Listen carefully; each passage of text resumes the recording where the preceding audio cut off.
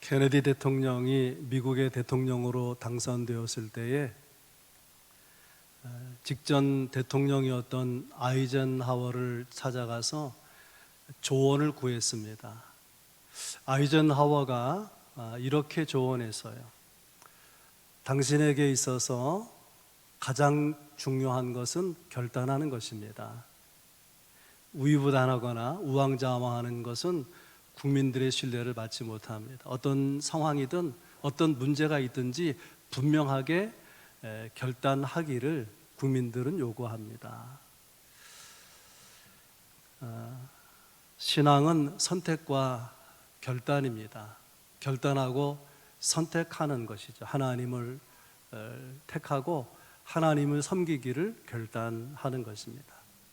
생각해 보면 행복도 선택이라고 볼 수 있습니다. 행복한 사람은 항상 행복하기를 선택하는 것이죠.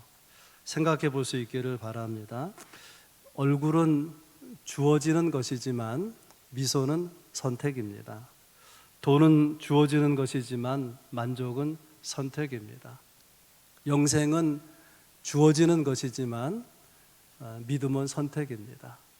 응답은 주어지는 것이지만 기도는 선택입니다.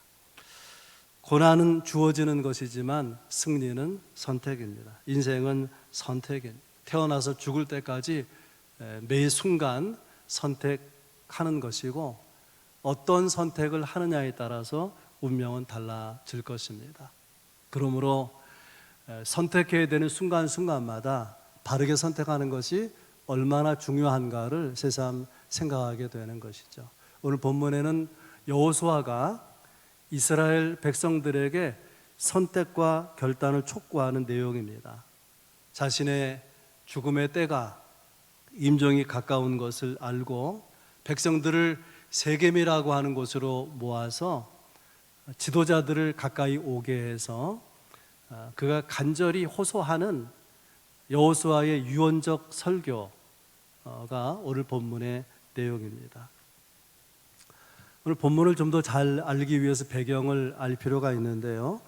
여호수아가 가나안 땅에 들어오게 된 것은 학자들 견해로는 갈렙처럼 80세 전후였을 것이다, 그렇게 생각합니다. 사사기 2장에 보면은 여호수아는 110세까지 살았어요. 그러니까 가나안 땅에 들어와서 한 30년 정도 지났을 때에 여호수아는 이제 죽음을 앞두고 백성들을 모아서 마지막 설교를 하고 있는 것입니다. 이 시기가 어떤 때냐면은 이제 가나안 땅을 점령하고 땅을 지파별로 분배하고 각 지파는 그 가나안 땅에 정착하는 단계에 있었습니다. 무슨 말이냐면은 이스라엘 백성들의 조상들이 광야에서 40년 생활할 때는 광야는 굉장히 험한 곳이죠. 생존하기 어려운 환경입니다. 그래서 하나님을 바라보지 않을 수 없었고 하나님의 도우심을 구하고 그리고 하나님을 의뢰하지 않고는 살아갈 수가 없었습니다.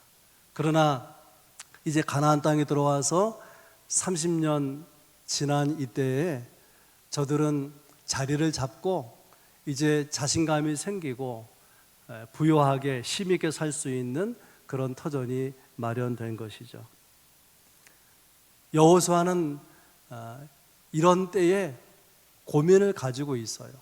이렇게 평안하고 잘 살게 된 때에도 여전히 이스라엘 백성들이, 하나님 백성들이 하나님을 바라보고 하나님을 신뢰하고 살 것인가, 그렇지 않을 것 같기 때문에 염려하는 것입니다.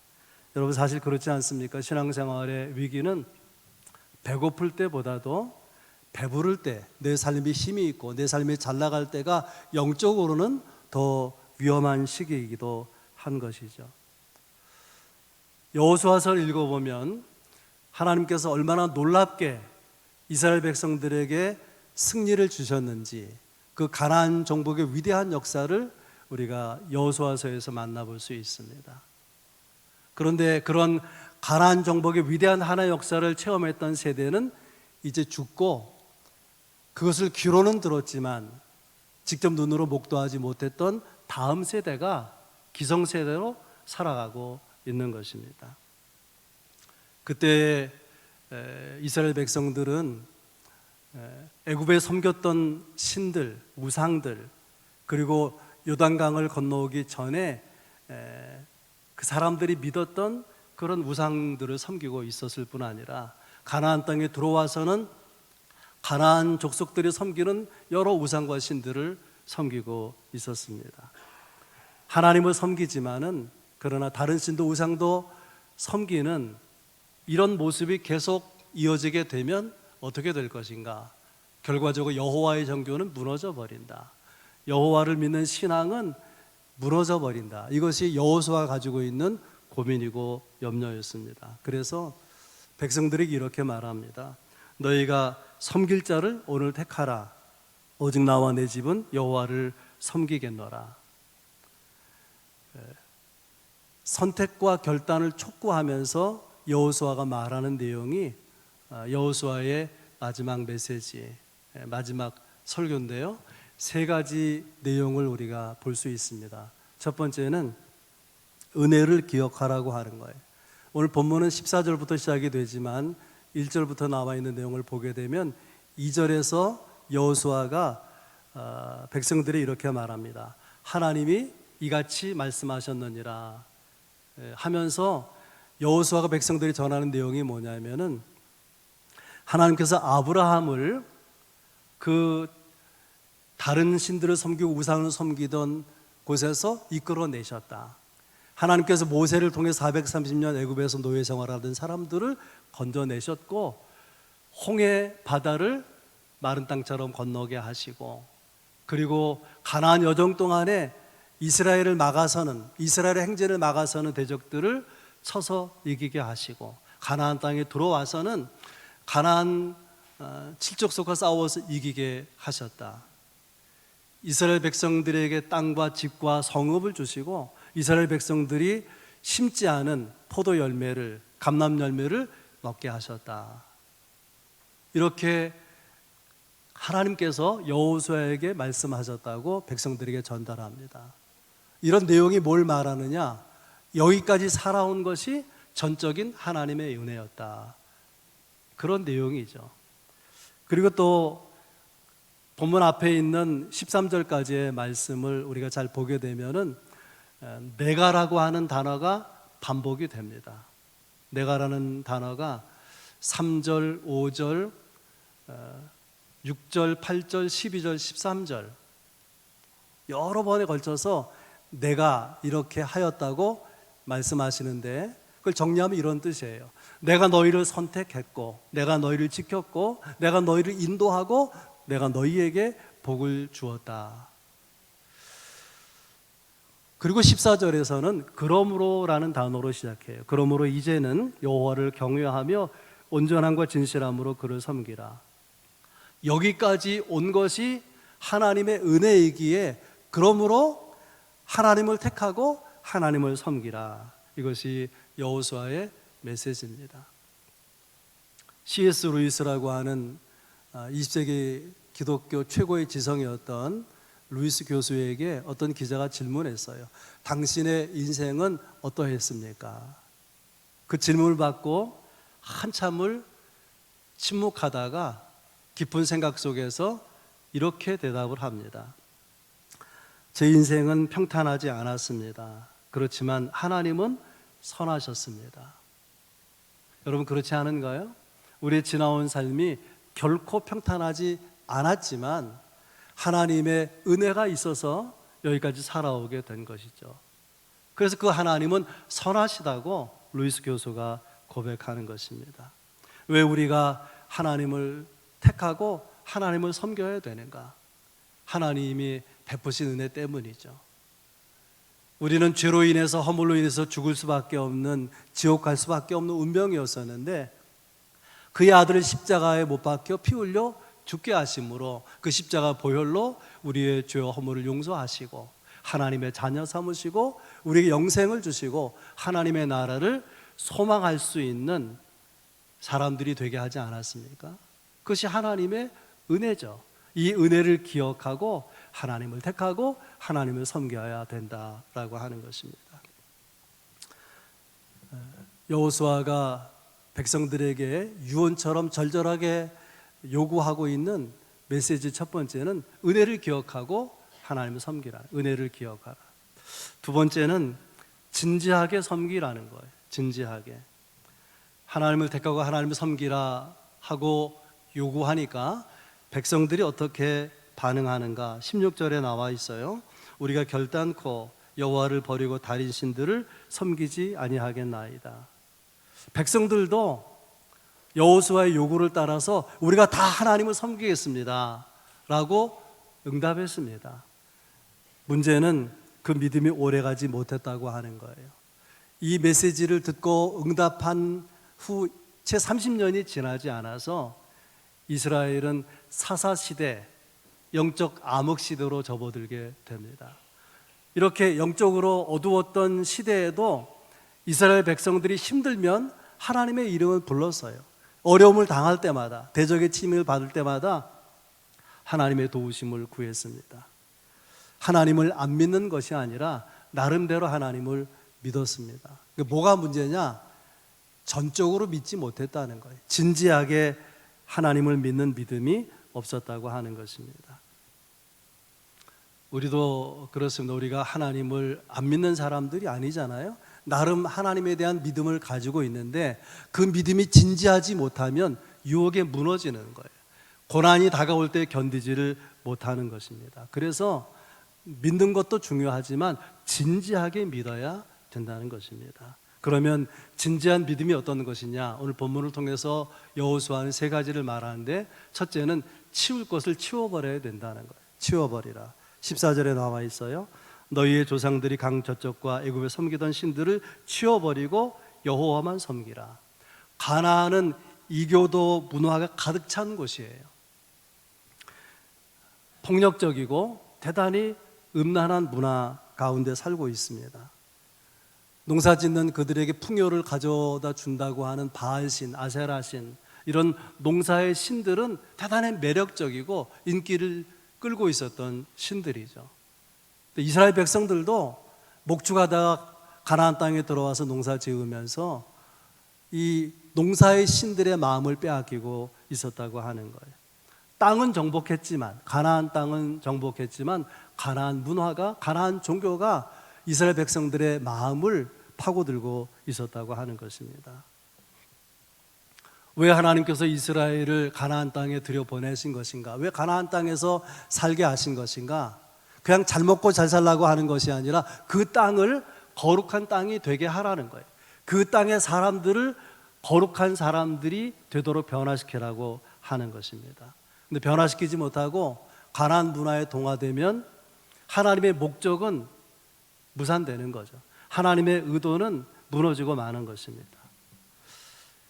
우리도 이스라엘 백성들처럼 알게 모르게 마음에 다른 것들을 섬기고 있어요. 우상이 무엇인가 하면 하나님과 비슷하지만 하나님은 아닌 것, 하나님을 대신하고 있는 어떤 것, 그래서 하나님을 섬기는 것과 그것이 대립한다, 경쟁한단 말이죠. 예를 들면은 예수 믿는다고 하면서 우리도 모르게 그래도 믿을 것은 돈밖에 없어. 그러면 그게 그에게 우상인 것입니다. 교회 주일날 예배 드리는 것도 중요하지만 대학 시험이 코앞인데 먼저 좋은 대학 가고 봐야지 라고 말한다면 그에게 있어서 좋은 대학이 우상인 것이죠. 워렌 위어스베라고 하는 목사님이 현대인들의 두 가지 우상을 이렇게 말합니다. 첫째는 공로를 자신에게 돌릴 때에 내가 우상이 될 수 있다. 내가 뭔가 성과를 내거나 또 어떤 큰 일을 이루거나 그럴 때 사람들이 우리를 칭찬하죠. 또 우리에게 박수를 보냅니다. 근데 나도 모르게 내가 하나님의 자리에 선다는 거예요. 그게 우상이라고 합니다. 내가 우상이 될 수 있어요. 또 한 가지는 하나님이 주신 선물을 하나님보다 귀하게 여기면 그 선물이 우상이 될 수 있다는 거예요. 하나님 우리에게 돈을 주시죠. 돈을 하나님보다 귀하게 여기면 돈이 우상이 된다는 거예요. 하나님이 내게 주신 은사, 하나님이 내게 주신 능력, 하나님이 내 삶에 주신 여러 가지 축복의 내용들, 그것을 우리가 하나님보다 위하게 되면 그것이 우리의 우상이 된다는 것입니다. 바울 사도는 우상을 이렇게 정의했어요. 골로새 3장 5절에 그러므로 땅에 있는 지체를 죽이라. 곧 음란과 부정과 사욕과 악한 정욕과 탐심이니 탐심은 우상 숭배니라. 탐심은 우상 숭배니라. 왜 그런가 하면 내 마음 중심, 내 가슴에 하나님이 계셔야 되는데 그 자리에 탐욕이 들어와 있기 때문에 그것이 우상이라고 하는 거예요. 하나님이 계셔야 될 자리에 다른 것이 들어와 있다면 그것이 여러분 무엇입니까? 과감하게 그것을 치워버리라고 하는, 다른 신들, 우상들을 치워버리라. 하나님을 대체해서 가지고 있는 것들을 치워버리라고 여호수아는 촉구합니다. 두 번째, 진지한 믿음을 가지려면 어찌해야 되느냐? 첫 번째가 치워버리는 것이라면 두 번째는 온전하게 믿는 거예요. 14절은 이렇게 표현합니다. 이제는 여호와를 경외하며 온전함과 진실함으로 그를 섬기라. 형식적으로 믿는 것이 아니라 주일에 있으니까 교회 나오고 뭐 주일 지켜서 됐다 이런 신앙이 아니고 온 마음을 다해서 하나님 예배하고 섬기는 것을 말하는 것입니다.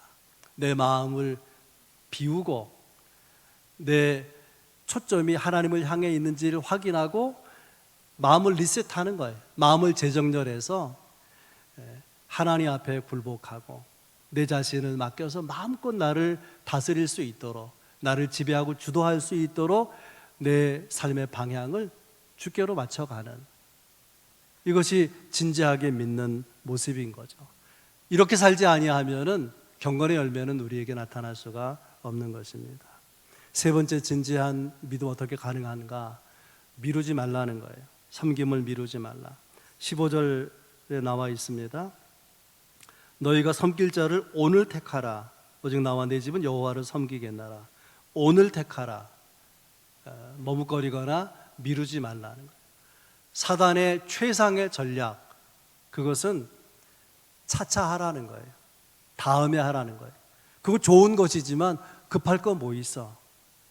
그게 주일 예배를 드리는 것이든 헌신과 봉사하는 것이든 사역하는 것이든 그거 좋은데 뭐 급하게 그렇게 할 필요 뭐 있냐? 다음에 미뤄서도 괜찮지, 차차 해도 괜찮지. 그래서 그런 유머가 있어요. 차차 하다가 아차차 한다는 거예요. 아차차. 고린도후서 6장 2절에서 바울 사도 이렇게 말합니다. 보라 지금은 은혜 받을 만한 때요, 보라 지금은 구원의 날이로다. 지금 결단해야 된다는 거예요. 왜냐하면 기회는 기다려주지 않기 때문에 지나가 버리면 끝나는 것이죠. 오늘이라고 하는 날, 또 현재라고 하는 이 시간, 이 시간에 결단해야 된다는 거예요. 하나님을 섬기기로 그렇게 결단해야 된다는 것입니다. 이렇게 진지하게 하나님을 섬기라고 말하고요. 그 다음에 여호수아가 간절하게 호소하는 세 번째 내용은 뭐냐? 하나님을 섬기라, 하나님만 섬기라고 말합니다. 오늘 본문은 14절에서 18절까지 세워보면 5구절인데 섬기라는 말이 9번 나오고요. 여호수아서 24장, 여호수아의 설교를 다루고 있는 24장에 섬기라는 말이 무려 16번이 나옵니다. 그러니까 하나님의 영이, 하나님의 성령이 여호수아의 마음을 붙잡고 있는 내용이 무엇이냐? 섬기는 거예요. 섬기는 것. 하나님을 섬기는 것입니다. 여호수아는 나와 내 집은 오직 여호와를 섬기겠노라 선언하지 않습니까? 우리가 인생을 살아가면서 무엇을 섬기느냐, 이게 전부예요. 여러 가지 우리가 살아가는 삶이 뭐 다양하고 또 서로 다양한 모습으로 살아가지만은, 그러나 결국 내 인생은 내가 무엇을 섬기느냐에 따라서 결정되는 것입니다. 내가 섬기는 것이 나의 신이고 내가 섬기는 것이 나의 주인인 것입니다. 내 시간과 내 에너지를 쏟아부어서 어디다가 그것을 사용하느냐, 그것이 나의 신이고 나의 주가 되고 내 인생이 되고 만다는 것입니다. 우리가 다 바쁘게 살아가지만 바쁜 중에도 하나님을 섬겨야 돼요. 시간이 없으면 없는 대로, 시간이 있으면 있는 대로, 힘이 있으면 있는 대로, 힘이 없으면 없는 대로 하나님을 섬겨야 될 것입니다.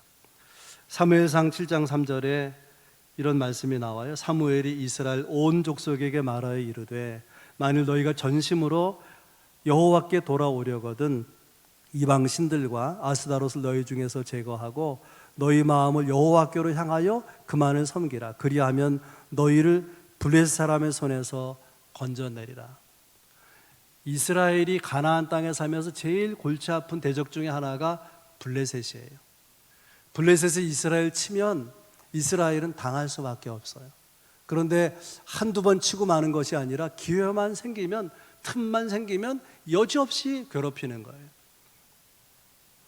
이스라엘 백성들은 그렇게 싸우면서 질 때에 생각해 보면 우리가 하나님 앞에 잘못한 것이 발견이 되고 또 하나님에게서 멀어진 것이 보여지게 되고, 그래서 하나님께로 돌이키려고 하는 마음을 가질 때에 이 말씀을 주신 거예요.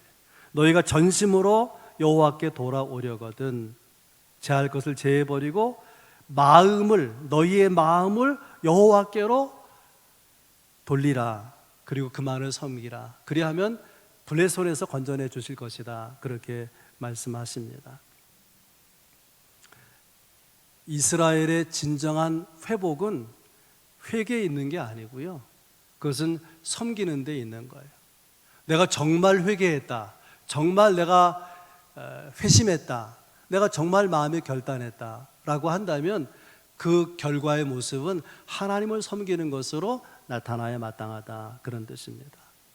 인간은 누군가 섬기게 되어 있습니다. 무엇인가 섬기게 되어 있습니다. 하나님을 섬기지 않으면 자기를 섬기든지 어떤 사상을 섬기든지 성공을 섬기든지 또 우상을 섬기든지 무엇인가는 섬기는 존재. 왜냐하면 영혼을 가지고 있기 때문에 짐승과 다른 것입니다. 내가 하나님의 백성이라고 하는 것, 하나님의 백성이 된 것은 결과적으로 무엇으로 드러나야만 되느냐? 섬기는 것으로, 하나님을 섬기는 것으로 드러나야 된다는 것입니다. 마태복음 4장에 보면 마귀가 예수님을 시험하는데요, 천하만국의 영광을 보여주면서 한 번만 내게 절하면 이 모든 영광을 너에게 주겠다. 그때 예수님께서 뭐라고 대답하십니까? 다만 하나님께 경배하고 그만 섬기라. 하나님께 경배하고 하나님을 섬기라. 경배와 섬김이 예수님의 대답하는 문장에 같이 나타납니다. 우리가 예배를 worship service라 그래요. worship service. worship은 경배, 서비스는 섬기는 거죠. 우리가 하나님을 경배하는 것, 그것은 우리가 하나님을 경외하는 신앙은 섬김으로 나타나야 된다, 그런 뜻입니다. 섬긴다는 아바드라고 하는 원어는요, 어떤 단어냐면은 나를 낮추고 하나님을 높이는 거예요. 나를 존귀하게 여기는 것이 아니라 하나님의 가치를 최상으로 높여드리는 것입니다. 그 행위가 예배인 것이죠. 우리가 누구를 높이느냐, 누구를 섬기느냐에 따라서 인생의 화와 복이 결정될 것입니다. 여호수아가 민족의 미래, 나라의 미래를 걱정하면서 자기는 죽지만, 그리고 오늘과 다음 세대를 살아가 이스라엘 백성들 향해서 눈물로 유언적인 설교를 하는 내용 3가지 말씀드렸어요. 첫째는 너희는 은혜 받았으니 은혜를 기억하고 하나님을 섬겨야 된다. 두 번째는 하나님을 섬기는데 진지하게 섬겨야 된다. 세 번째는 하나님만을 섬겨야 된다. 이 간절한 메시지를 전달하기 위해서 여호수아는 한 장소를 택했습니다. 그 장소가 세겜이에요. 1절은 이렇게 기록되어 있습니다. 여호수아가 이스라엘 모든 지파를 세겜에 모으고 이스라엘 장로들과 그들의 수령들과 재판장들과 관리들을 부르매 그들이 하나님 앞에 나와 선지라. 세겜이라고 하는 장소로 불러 모았습니다. 세겜은 어떤 장소인가 하면은 에발산과 그리심산 사이에 있는 계곡이에요. 에발산은 저주가 선포된 산이고 그리심산은 축복이 선포된 산이에요. 하나님이 내리는 저주와 주시는 축복을 강하게 생각하게 되는 장소, 거기가 세겜입니다.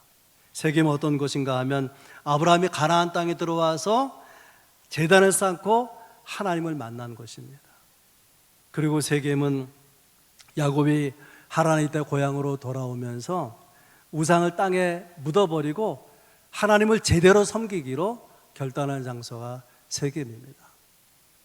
또 세겜은 여호수아가 백성들에게 율법을 낭독하고 순종을 요구한 장소가 세겜입니다.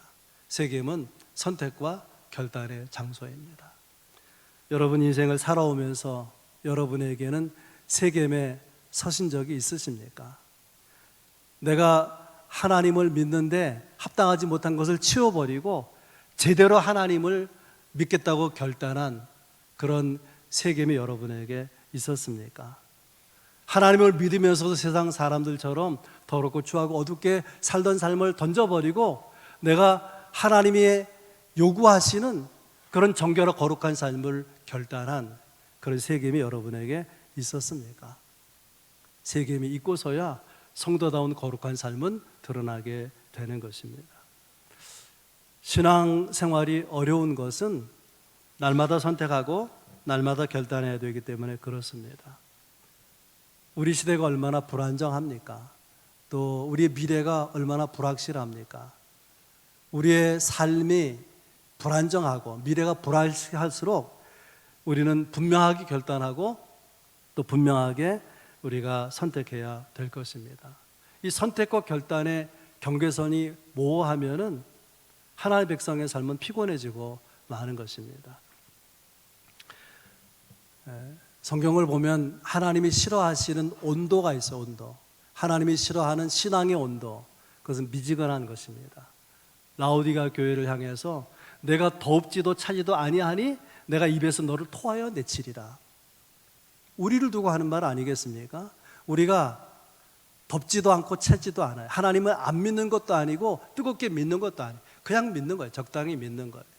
진지하게 믿는 게 아닌 것입니다. 전적으로 믿는 게 아닌 거예요. 하나님 토하여 내치면 어떻게 되겠습니까? 하나님의 기대는 우리를 하나님의 자녀로 백성으로 택해서 우리를 통해 세상을 변화시키고자 하는 것인데 오히려 세상에 동화되고 변질되고 만다면 하나님 얼마나 안타까워 하시겠습니까? 그래서 여호수아가 눈물로 호소하는 거예요. 오직 나와 내 집은 여호와를 섬기겠노라. 너희가 오늘날 섬길 자를 택하라.